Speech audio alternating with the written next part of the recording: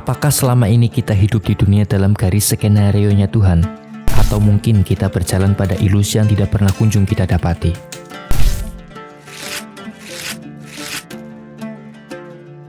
Bayangkan, sebuah dunia di mana setiap langkah kita, setiap ekspresi kita, bahkan pilihan-pilihan besar dalam hidup kita telah diatur oleh sekelompok kecil elit yang tak terlihat. Dari pendidikan yang kita terima, berita yang kita serap, hingga aturan-aturan panggung pemerintah yang kita terima. Semua telah dikendalikan secara sempurna. Di balik tabir rahasia ini, ada organisasi-organisasi yang berusia ratusan tahun, yang konon menjadi arsitek di balik tatanan dunia yang diam-diam mengontrol segalanya. Apakah ini hanya sekedar teori konspirasi? Ataukah kita benar-benar hidup dalam skenario yang telah mereka ciptakan selama berabad-abad? Bersiaplah untuk membuka mata dan menyelami kisah tentang kekuasaan, pengaruh, dan kendali yang mengaburkan batas antara kebenaran dan ilusi.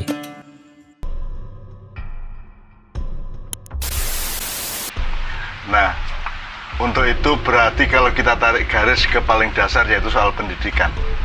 Nah, kalau soal pendidikan ini kita tahu pendidikan itu sesuatu yang sangat luas, tapi kemudian dalam asosiasi berpikir umum dan kita semua, pendidikan itu kemudian dipersempit menjadi sekolahan atau institusi kependidikan atau universitas dari TK sampai perguruan tinggi dan seterusnya.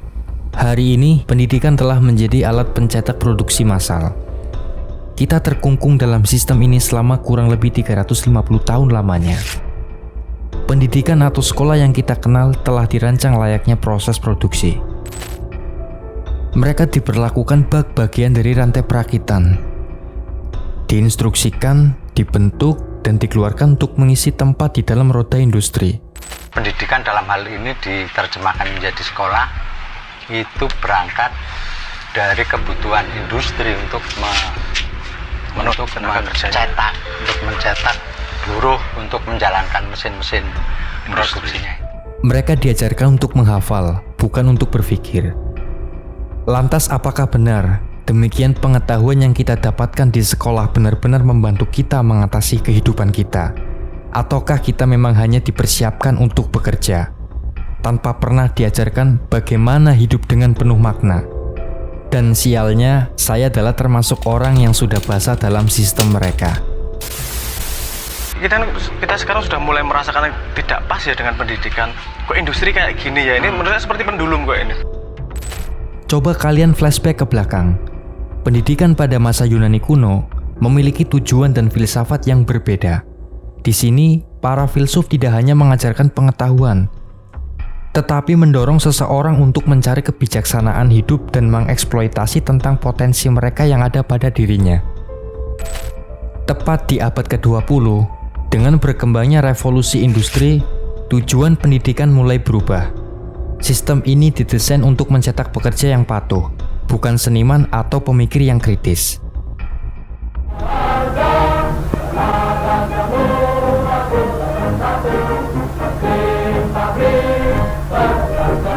Salah satunya dari mereka yang bertanggung jawab atas semua hal ini ialah John D. Rockefeller.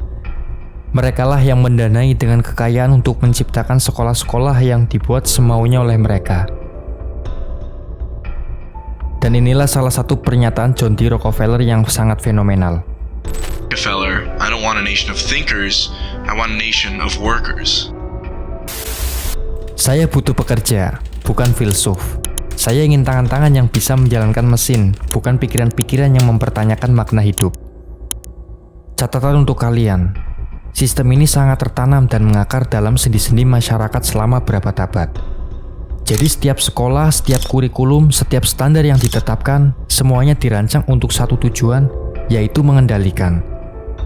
Jadi sistem ini tidak hanya berfungsi melalui ruang kelas, tetapi juga melalui budaya, ekonomi, bahkan politik.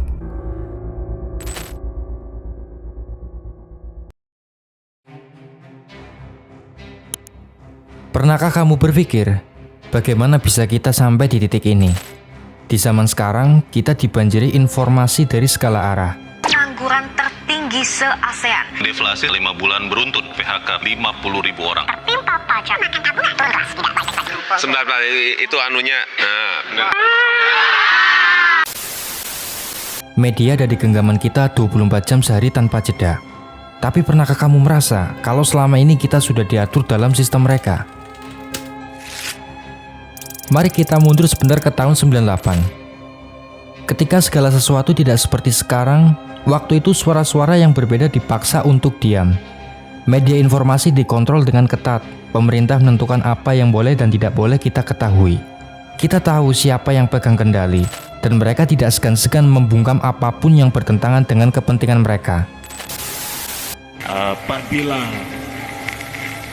usul ditolak tanpa ditimbang, suara dibungkam, kritik dilarang tanpa alasan, dituduh subversif dan mengganggu keamanan. Hanya ada satu kata, lawan.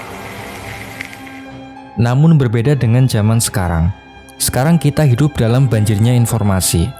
Ironisnya, semakin banyak informasi yang ada, semakin sedikit yang benar-benar penting. Kita tenggelam dalam banjirnya berita yang tak menentu. Sementara fakta-fakta yang paling esensial perlahan-lahan ditutupi. Seolah-olah ada pihak yang tak ingin kita melihat fakta yang sebenarnya. Itu ada kekuatan keempat demokrasi, namanya media massa. Jadi harusnya kita sekarang itu mengandalkan media massa untuk bisa memperbaiki bangsa. Nah, repotnya saat ini media massa itu dikuasai oleh para pengusaha yang punya industri sendiri-sendiri, punya bisnis sendiri-sendiri, sehingga sangat tergantung pada kenyamanan bisnis. Misalnya ada pengusaha yang punya bisnis di pemerintahan, maka akan sulit medianya itu memberikan kontrol kepada negara. Dunia ini sudah lama diatur oleh segelintir orang yang memiliki kekuatan luar biasa. Mereka bukan hanya mengendalikan roda ekonomi atau politik, tapi juga media. Media massa yang seharusnya menjadi mata dan telinga kita, berubah menjadi alat untuk menyebarkan narasi yang sudah dirancang dengan sangat sempurna. Narasi ini yang dikendalikan oleh elit global. Bukanlah sekedar laporan berita, ini adalah bagian dari rencana besar, New World Order. Orang sekarang salah niat, makanya menderita seluruh bangsa kita. Sampai presidennya sangat menderita. Sangat menderita. Doakan dia tidak sampai gila. Ini saya serius, saya nggak akan benci siapapun, saya tidak tega sama dia. Karena dia tidak berkuasa sedikit pun.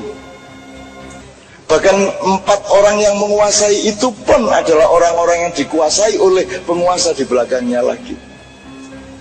Kalau Anda peneliti, cepat Anda akan tahu metodologi dan outline dari kekuasaannya sebenarnya.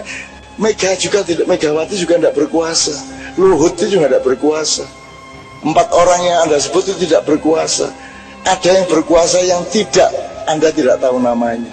Bahkan yang berkuasa pun di dalam de facto-nya istana atau Jakarta, itu pun tidak berkuasa. Mereka hanya jari-jari dari tangan di belakangnya. Dan yang harus Anda temukan adalah lengannya itu lengan siapa. Dan itu berlangsung sejak 700 tahun yang lalu. Itu satu konsorsium. Nah, tapi kita tahu nek diomongno. Jadi pokoknya PR ngono iku rek. Ya, jadi kono aja benci loh ya. Aja benci karo sapa ae. Dongakno. Terutama Pak Presiden yang sekarang itu kasihan luar biasa. Doakan dia segera dibebaskan dari tekanan-tekanan. Ya.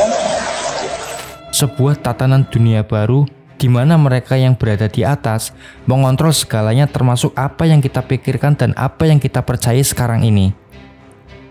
Dulu, mereka menggunakan kekerasan dan paksa untuk membungkam kita. Tapi sekarang, mereka menggunakan informasi, atau lebih tepatnya disinformasi. Kita dibuat sibuk dengan suguhan berita-berita yang tidak penting. Berita yang penuh dengan sensasi, hayalan, dan hal-hal yang membuat kita semakin terpecah. Sementara, di balik layar, kebenaran yang sebenarnya sudah lama terkubur. Ada sejarah yang sengaja dihapus, ada kebenaran yang sengaja dihilangkan. Karena mereka tahu, jika kita mengetahui semuanya, kita mungkin akan mulai mempertanyakan otoritas mereka. Dan itu berlangsung sampai saiki. Ojo mek rumah samu Londo iku biyen tok, sampai saiki meskipun jenenge Londo saiki wis koalisi, wis sekutu. Yang dilakukan Pak Agus, Mas Ayu adalah perlawanan informasi. Mergo 70% sing kok sinauni di sekolah, termasuk buku-buku resmi dari Diknas dan lembaga-lembaga selanjutnya, Mas Ayu nggih, itu semua adalah hasil dari manipulasi fakta sejarah oleh penjajah. Gampang ngono lah. Aja mureng-mureng sik ta. Gitu ya, aja mureng-mureng nek dikandani aja mureng-mureng. Kono iku dibojok malah cinta karo sing bojok. Inilah nama-nama besar yang seringkali bersembunyi di balik korporasi raksasa, institusi keuangan dan organisasi internasional. Mereka adalah keluarga-keluarga berpengaruh seperti Rothschild yang sudah mengendalikan sistem keuangan dunia selama berabad-abad. Ada juga Rockefeller yang sejak lama memiliki pengaruh besar di sektor minyak dan filantropi global.